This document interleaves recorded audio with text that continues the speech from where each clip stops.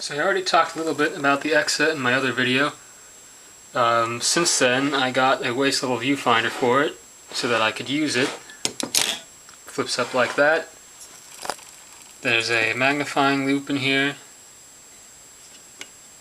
so you can focus. It's a pretty fun camera to use. I shot off some film. I'm going to show some photos at the end of the video. But I've got some other things I want to show you real quick. I wanted to get a wide-angle lens for the Exa, and I got this Exakta off of eBay so I could get this 28mm lens on it. It's a Sigma Widemax 28 f2.8. The lens is nice shape. The camera body itself is not in that great a shape. It does fire, but it's pretty worn out. But this is the Exakta VX1000, which was the last new model Exakta made, and the only model they made with the instant return mirror. Anyhow, let's talk about lenses. This is the old style lens. It doesn't stop down automatically. It has a preset ring. You have to stop the aperture down yourself when you're taking a picture.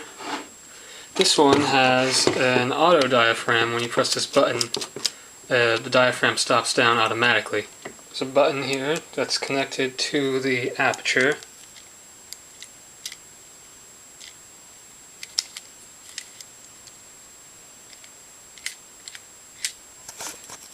So we're going to put this on the Exa. It's a fairly large lens. Line up the red dot here, rotate it. There you go. Nice wide angle view.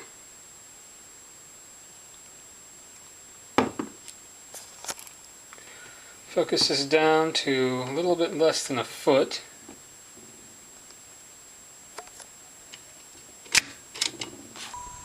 And at f2.8 it's reasonably fast enough that you can use it inside if you have a fast film. So I plan on using this for candid photography because the Exa shutter is very quiet compared to a normal SLR's. We can compare it to the Exakta right now so you can hear the difference.